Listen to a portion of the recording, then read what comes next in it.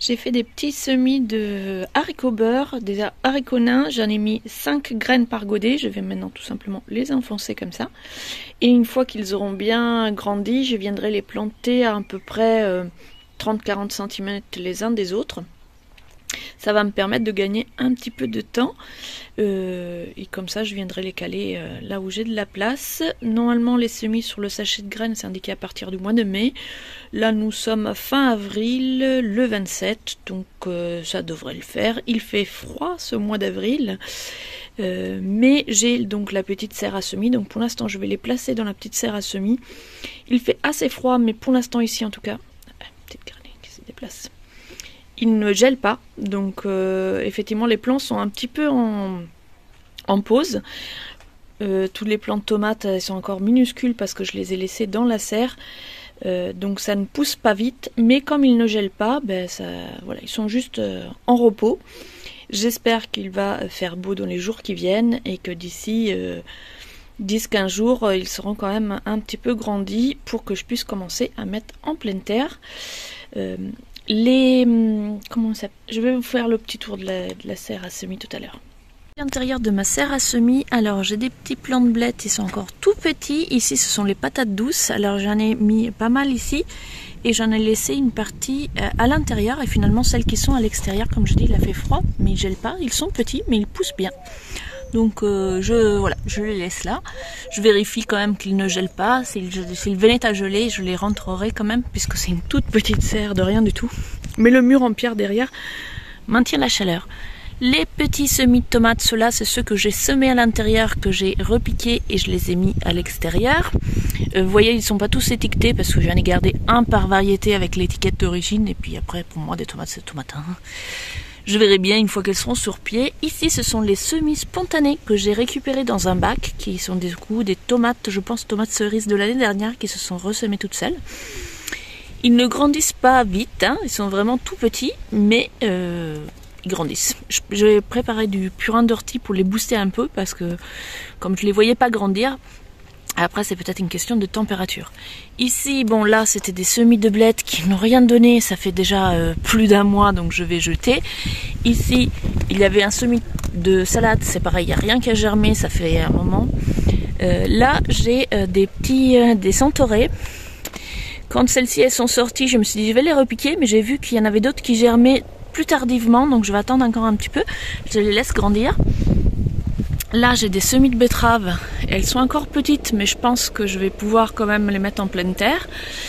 Ici ce sont des hippomées, là j'ai les capucines grimpantes que j'ai déjà commencé à planter. Bon, il y en a quelques-unes qui n'ont pas germé, mais vous voyez les trous c'est parce que je les ai déjà plantées. Ici c'est pareil, j'en avais une ici. Les soucis, j'ai commencé aussi à les planter en pleine terre tranquillement, je me presse pas, je préfère attendre, mais j'en ai déjà planté en pleine terre et ils grandissent bien.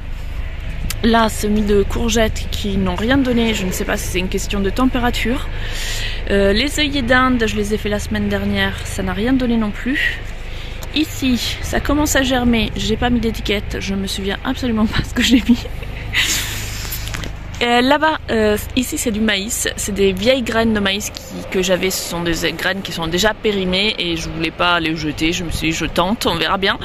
Et bon, j'ai peu d'espoir, hein, ça fait déjà un mois qu'elles sont là et il n'y a rien du tout qui sort. Alors il m'en reste encore, donc je referai un semis un peu plus tardif, on verra. Ici en dessous, encore des soucis. Je pense que je vais remettre un petit peu d'anti-limaces parce que voilà, je vois les limaces qui arrivent. Des boutures de géranium, encore des patates douces. Et peut-être je vais faire aussi un roulement pour monter ça, parce qu'en dessous ils n'ont pas beaucoup de lumière. Ici il y avait encore des blettes, encore une blette ici. Là c'était des blettes mais ça ne germe pas. Et ici c'était la première courgette que j'avais voulu faire très tôt en me disant que dans la serre ça germerait, mais pour l'instant ça donne rien. Là encore des semis mystères, je pense que j'avais mis des fleurs en me disant que je reconnaîtrais la fleur à sa sortie, peut-être des œillets d'Inde, mais pour l'instant ça ne donne rien du tout. Ici mes semis de haricots. Comme vous voyez, j'ai fait dans des gros godets parce que j'ai l'intention de les faire pousser à peu près à cette hauteur-là avant de les mettre en pleine terre.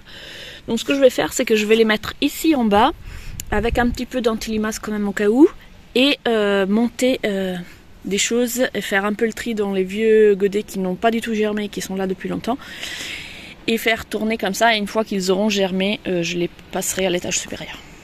Je continue mes semis de fin avril. Là j'ai semé de zinnia, j'ai mis 3-4 graines par godet. Là c'est plus pour une question de place. Je viendrai après, si tout germe comme il faut, je viendrai ensuite les diviser. Là je les ai posés tout simplement, je vais légèrement les recouvrir.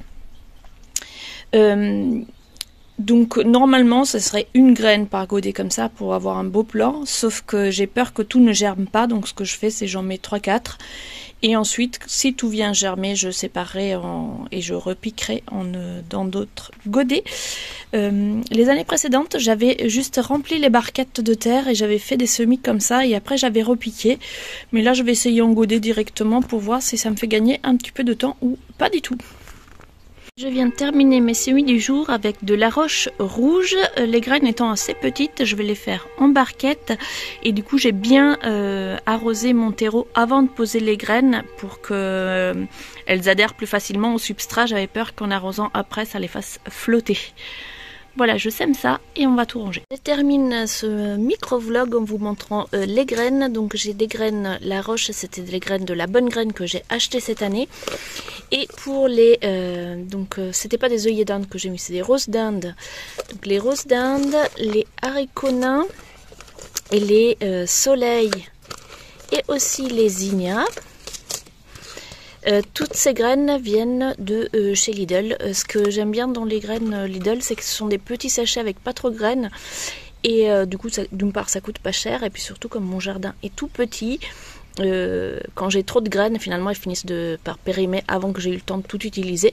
Donc quand j'ai l'occasion, je peux partager, mais pas toujours l'occasion. Donc je préfère avoir plusieurs petits sachets plutôt qu'une seule variété avec beaucoup de graines.